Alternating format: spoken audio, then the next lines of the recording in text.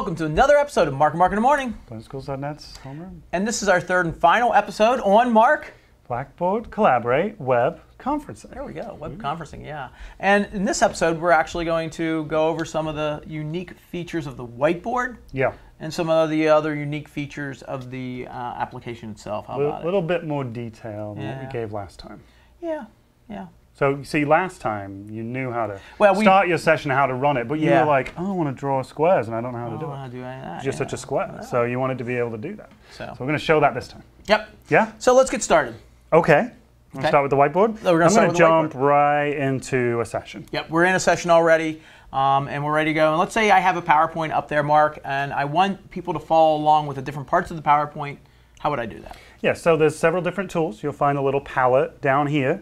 And then we're going to start with the little second tool here, which is the, we call it a laser pointer. It's basically a tool that's designed to indicate where you're at. So we're going to have Mark try it up here, and he's going to do it. But you have several different options of what you can do. So if we look over here on the right, you can see that little hand thing. It's like moving around. That allows you to point out different areas of the slide. Which is really nice. Now you do have to click and hold and drag around. Yep. But you have lots of different options, as Mark can show you there. You have a star, you have your finger that you can point with, Smiley way, face, smiley look face, at that. whatever it may. Yeah. Yeah. You got lots of different options You're there. like, I'm happy about Which that. is really nice because in the classroom you'd have to click to point things out, and that was stationary. You couldn't move it, you couldn't do anything with it, and you couldn't see where they were going after This gives a great way for you to draw the eye of the student, right? Correct. So you'd be like, Right look to at the the top left and we move to the bottom right. You couldn't really do that in the Wimba classroom. I'm doing numerators, I'm doing denominators. I can show, hey, here's the numerator, here's the denominator, and follow along. Yeah, I don't know what those are. I know.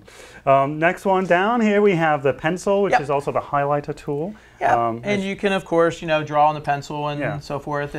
But what's really nice is I can actually change the color of that too whenever I want by simply clicking on it and selecting that tool, and I can go ahead and change the color even after it's drawn on the board. Amazing. I know.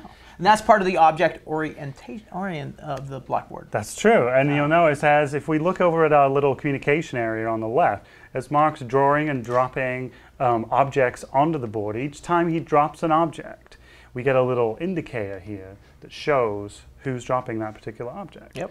So I'm going to try that out. Yep, Draw me some lines or something. Some more lines in there. There we go. There we go. So Look at that little pencil. There we go. So let's say I've got 20 students in the room, and I'm like, go for it. They start drawing. As the objects drop, I can see it.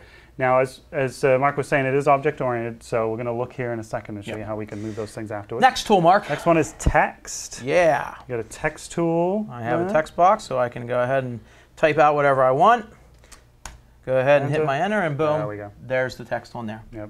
Pretty nice. Yep, pretty nice. It's also a little bit easier to deal with in the Wimba one as well. Yeah, I mean, it's pretty much the same thing there, except that when you type text out on the board, you couldn't move it. We're going to show you how to move any of this stuff. So on the Wimba one, if you started typing and it went off the screen, you were like out of luck. There was nothing you could do. On this one, you just drag it back in. Yep. Then you can draw a filled shape. Yep. And if you look at these buttons, some of them have a little kind of triangle in the bottom right-hand corner. If you just click and hold your mouse down, you can see how you've got a square, rectangle, whatever you want to call it, and an ellipse. And again, what's nice, even though it's already drawn, I can change the color on it. You like that color? No, I'm just... You love pink, I know. Yeah. And then we have the non-filled shapes. Yeah. Again, the four-sided shape and the ellipse. And of course, you can change the color of the edges of the lines. Pink. I mean, there's only pink. Yeah. That's the only down. That's the only color. And then we have the straight line, point-to-point line. Next one is kind of cool. This screen capture. Yeah, the screen capture is like, okay, what do you want to screen capture? And boom, I can pull that up in here, and I can put it anywhere on the board, and I captured a part of my screen, and it's going to go ahead and show up then. So yeah, you click the screen capture. What it does is it kind of takes you back. You can see here, you do click OK, refresh. I'm going to cancel it in this case. Takes me back in and then drops it on the board. And again, that's an object too that can be removed or resized or deleted too. Yeah. And then the final one is the clip art, which is nice. And this is similar to the Blackboard IM whiteboard.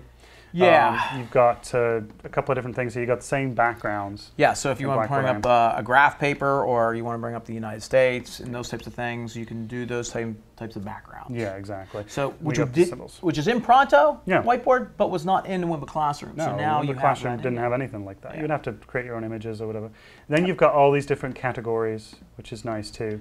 And then all this stuff is just being dropped on the whiteboard. Yep. Just drop it wherever you want.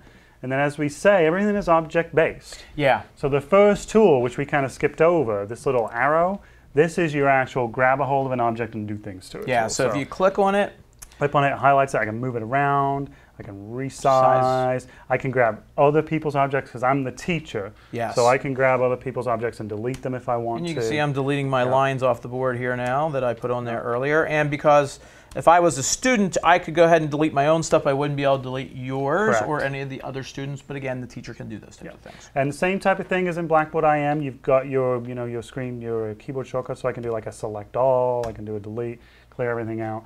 And as we were saying in the last episode, if I switch to another slide and I come back, everything is still there as it was before. I know. So that's I nice. love that. And just one little tip for you: if you want just a blank page, you can just go up to the Page Explorer and just go to the public page. And boom. You can also add new pages. There's lots of different ways to do it. Your backgrounds from the clip art basically act like your PowerPoint slides that you upload. Exactly. And so they become kind of the background. The PowerPoint slide is a background that you can write on top of it and put annotations and so forth like that on there. And the backgrounds for here basically work like a PowerPoint slide. Yeah, exactly. Yep. That's it.